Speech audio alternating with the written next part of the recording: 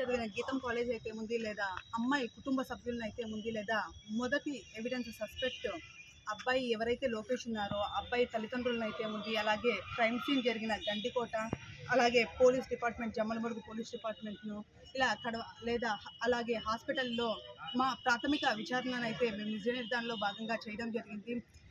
వీటన్నింటినీ కనుక చూసుకుంటే ఎవరైనా పోలీసులు ఇన్ఫ్లుయెన్స్ చేస్తున్నారా అనేది మాకు అయితే అనుమానం. ఎందుకంటే హైలీ లీగల్ టెక్నాలజీ ఉన్నాయి, అంటే పోలీస్ డిపార్ట్మెంట్కి హైలీ టెక్నాలజీ ఉంది. ఈ డాగ్ స్క్వాడ్ అయితే ఉంది, అలాగే క్లూస్ టీము, ఇట్లా ఎంతో టెక్నాలజీ ఉన్నా కూడా ఇప్పటికీ 6వ రోజు ఇప్పటికీ కూడా ఈ కేసును ఛేదించకుండా కేవలం గండికోట మహా అంటే 2-3 కిలోమీటర్స్ రేడియస్లో ఉన్న ఆ ప్రాంతంలో ఒక హత్య జరిగితే, ఒక మైనర్ బాలికపై హత్య జరిగితే ఇంతవరకు ఛేదించకుండా ఉండడం అందరికీ ఆశ్చర్యాన్ని కలిగిస్తూ ఉంది, అందరికీ అనుమానాలకు దారితీస్తూ ఉంది.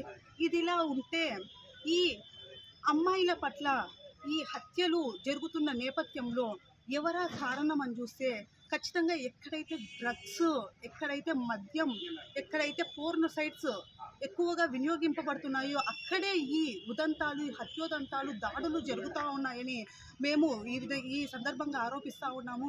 ఖచ్చితంగా తమిళనాడు గవర్నమెంటు ఇదే సంవత్సరంలో యువత ఎవరైతే డ్రగ్స్, ఈ పోర్నోసైట్స్కు చాలా దగ్గరగా ఉంటున్నారని కొన్ని రకాల అక్కడ పోర్నోసైట్స్ని నిషేధించారు. అదే చట్టాన్ని ఇక్కడ ఆంధ్రప్రదేశ్లో కూడా తీసుకురావాలి. అలాగే మద్యాన్ని, నూతన మద్యం పాలసీ అని వీధికి ఒక మద్యం షాపును పెడతా ఉన్నారు. ఈ మద్యాన్ని, పోర్నోసైట్లను, డ్రగ్స్ను యువతలో నిషేధించాలి.